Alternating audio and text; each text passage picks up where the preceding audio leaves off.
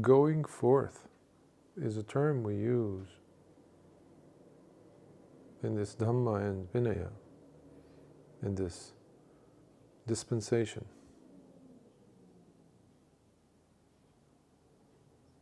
In Buddhism.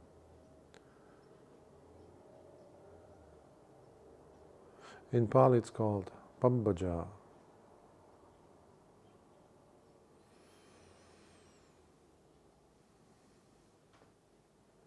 If you bring it into the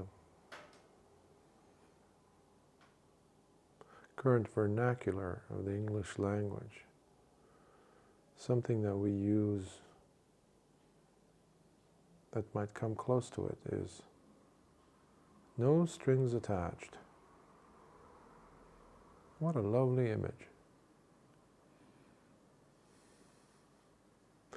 We go forth by clipping ourselves off from the way we were, from the way we thought, from the way we behaved, from the things that we used to rely on.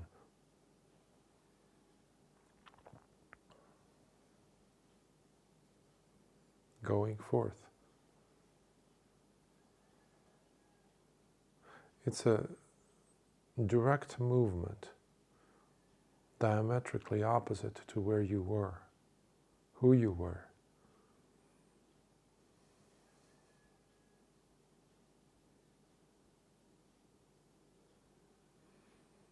This is very important to understand.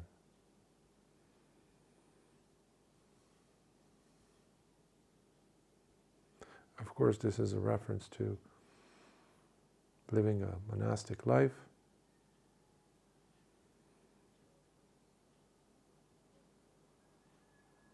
from going and leaving behind a state of reliance on this or that, a career, a family, loved ones, things that are familiar, your wealth, your assets,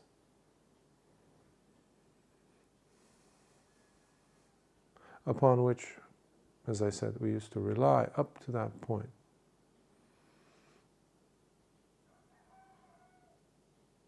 But it can also be used as a premise to clip ourselves off from the emotional attachments we have towards states of being, habitual patterns of thinking, of behaving, as a layperson as well.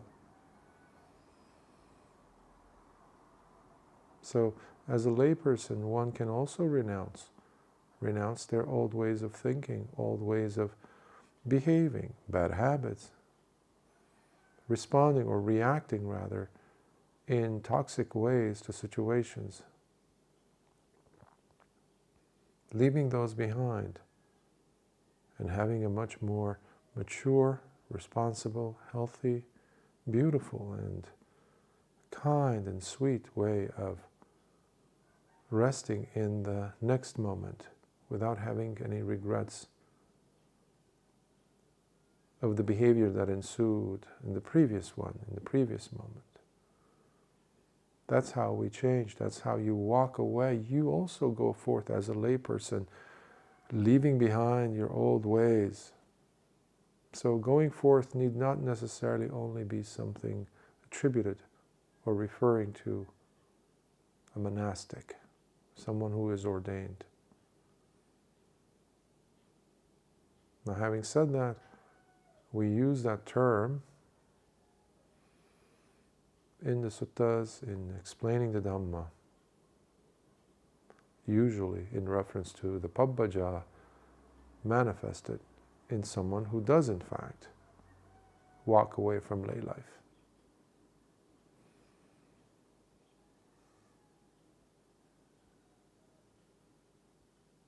It takes tremendous courage to do so. When someone is doing it with the right intentions and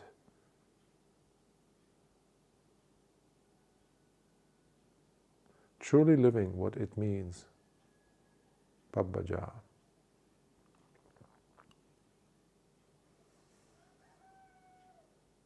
Many forget that when Siddhartha Gautama left household life, when he went looking around for his friend, his charioteer, Candana, throughout the palace, he didn't know he was going to really find him,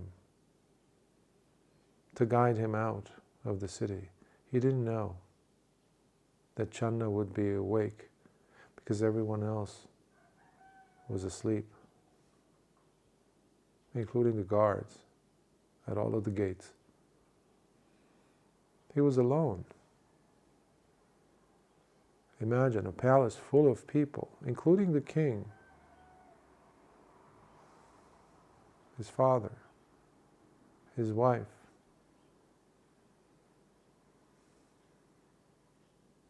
He didn't know who to go to, which direction he had to go to, whose help he was going to get to exit. He trusted. So he went looking for Candana, his childhood friend, within the palace walls. Similarly, he didn't know if Kantaka, his most beloved stallion, was going to be there for him, to gallop away from the city, from the palace. He didn't know. He couldn't rely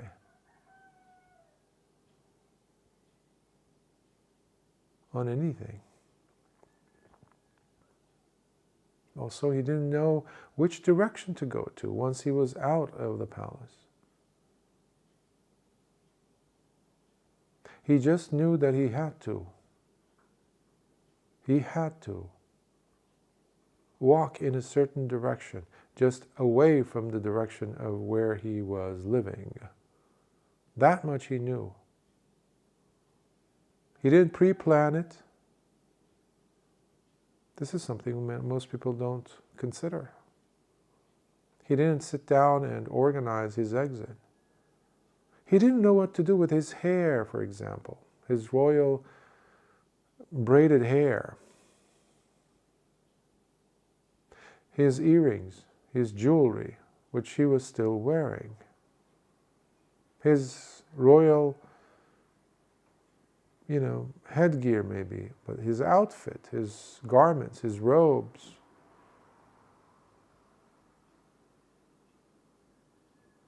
He didn't know what to do with them. But he knew one thing: he had to clip himself off, release himself off of the world that he knew, that he relied on. Why though? Why would anyone do that?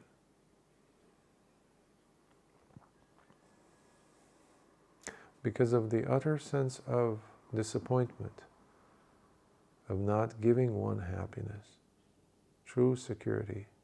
Because every moment you know it's going to be slipping through your fingers, like the finest of sand. You can't hold on to any of these moments, any of these things, experiences, your body, when you're healthy. Pleasures, they keep slipping away, and you're left empty-handed, in pain of their loss.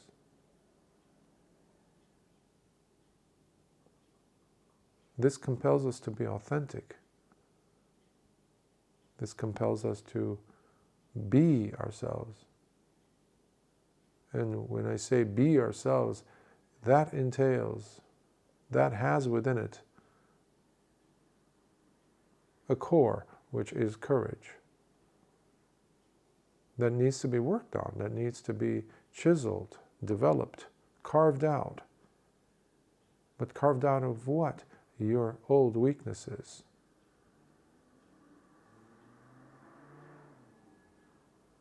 This is not easy. The true path of a person who has gone forth is very difficult.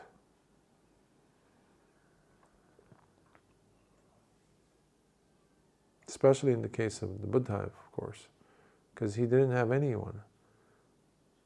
he didn't know where to go. He didn't know which group of people or which part of the jungle to go to. That is walking into the unknown, literally. What methods of practice to use, he didn't know.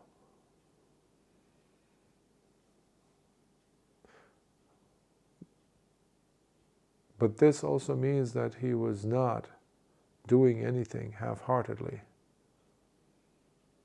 Otherwise, how could a person who's half-hearted leave behind his own newborn child, his beloved wife, his kingdom that was his? Something deep has to shake within the person. Otherwise, it's simply running away.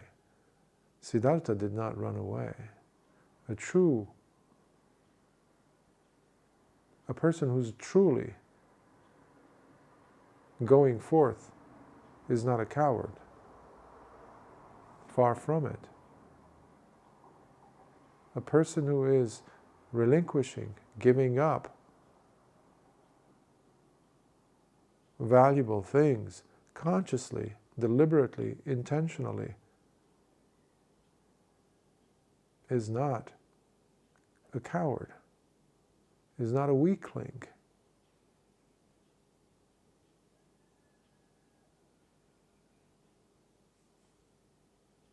So when a person does take pabbaja or goes forth, when that really takes place for the right reasons,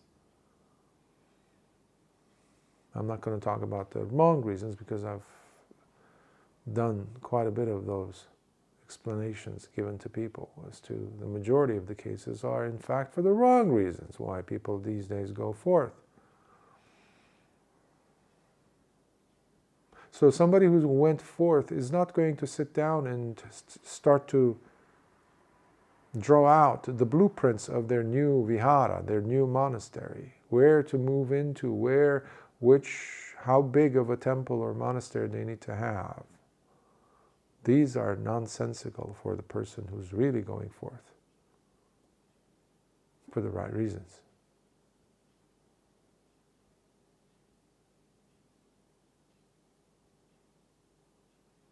Because there's the urgency. The urgency is so compelling. It's so compelling that they left behind a world that they had constructed. So you're not running away from something that is falling apart, that is in shambles. So you want an exit, you want a way out of that. That's not really going forth. That's not a good reason.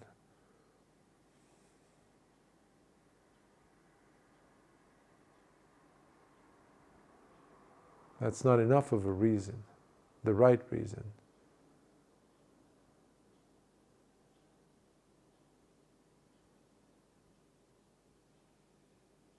The pull of the world is still there.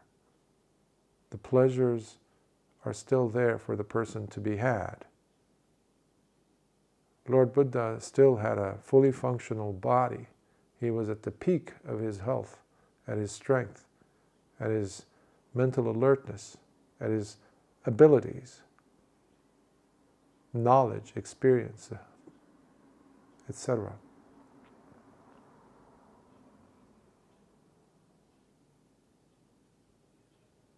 And not when things aren't working well for you, and then you say, okay, let me weigh these things, these factors, and then I guess this is my best option. That's not pabbaja. Of course, for many, many, many people, that is the case. That is where they're coming from. Perhaps they will have a change of heart somewhere, hopefully. But may you not be so. May your situation not be so, if you decide to go forth. And we don't go forth once either.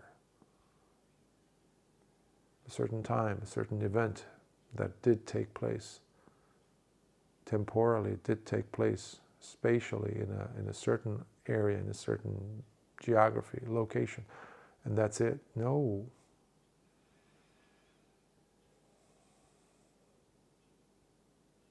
You're leaving behind your perceptions. You're leaving behind your constructions.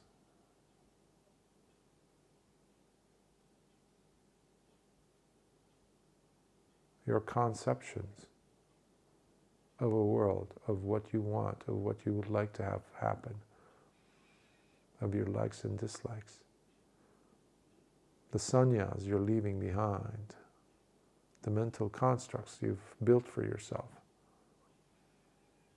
You're emptying out, you're using that bucket to empty out constantly by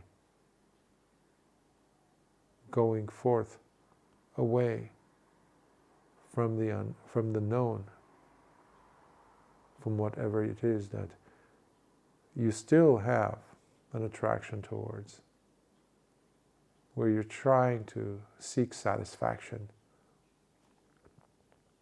gratification, by looking at the six senses, especially the mind. So you're walking away from the six sense doors, the eyes, the ears, the nose, the tongue, the body, and the mind, and what these constantly are bringing to you. You're seeing them for what they are, but you're dropping them right then and there. You don't take anything and turn it into something else. It is what it is. A sound is a sound. A sight, a visible sight, a thing, an image even in the mind. It's like a flicker. It's like lightning. Comes and goes. You do not grab on to the lightning, the image, the concept, and turn it into something else. Turn it into some type of an emotion, a feeling that now you're attached to, around which suddenly you find yourself weaving a newer layer of a personhood, of a self, a personality, a like and dislike. So we're walking away from all that. So going forth is primarily and mostly, most importantly, an internal affair for the person, once the outside has been taken care of, by lessening the other factors, the unnecessary factors, and cutting them off, clipping yourself free from unwanted disturbances, whether it's self-generated or generated by others. So it's freedom. True freedom comes once a person has done the walking away for the right reasons and begins to taste the fruits of that labor on one's own. That's why it's also a solitary path. The Buddha did not rely on his chief disciples.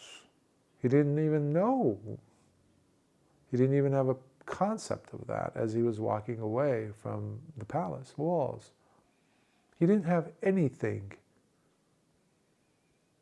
concrete other than what was in his heart.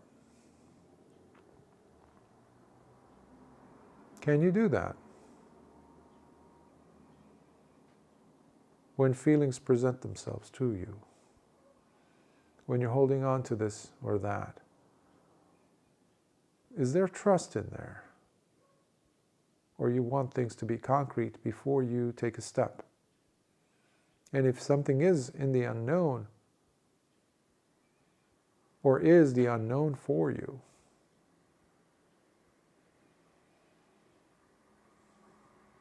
are you still attached to your sannyas to fall back on those? Well, that means you're not practicing pabbajja. You're not cutting yourself off from that, because life is always fresh, is always new, if and when we relinquish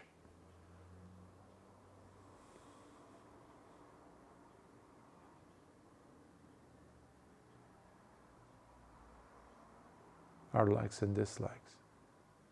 If we relinquish and give up, and see, obviously, what it is that we're giving up. Does this really take me to a state of peace and calm and serenity, freedom of the heart, unshakability of the state of awakening of the heart? That certainty, does it take me there? No? Okay, I have nothing to do with this. Drop it. Just like the way Lord Buddha dropped his jewelry, handing it over to Candana, cutting off his hair.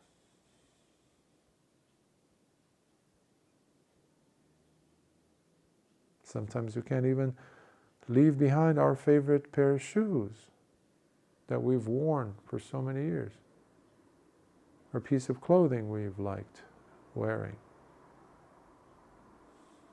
That's why essentially one would think of the name that you relinquish. You take on a different name. Many people even don't want to relinquish that, even as monastics, even as ordained individuals. They still want to carry part of that name with them. So please make sure you understand every day by telling yourself, why is it that I am doing this? And never take it for granted. Otherwise you would just be a person who's very much attached to so many different things, more so than an average average layperson.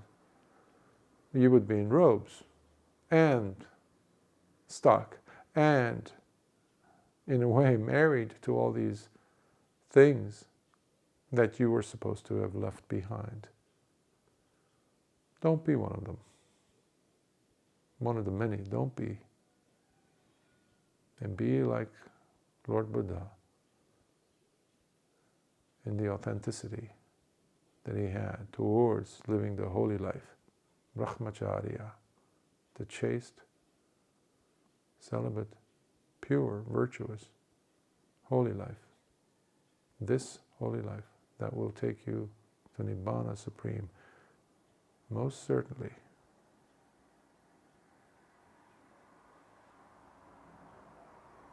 Sooner or later.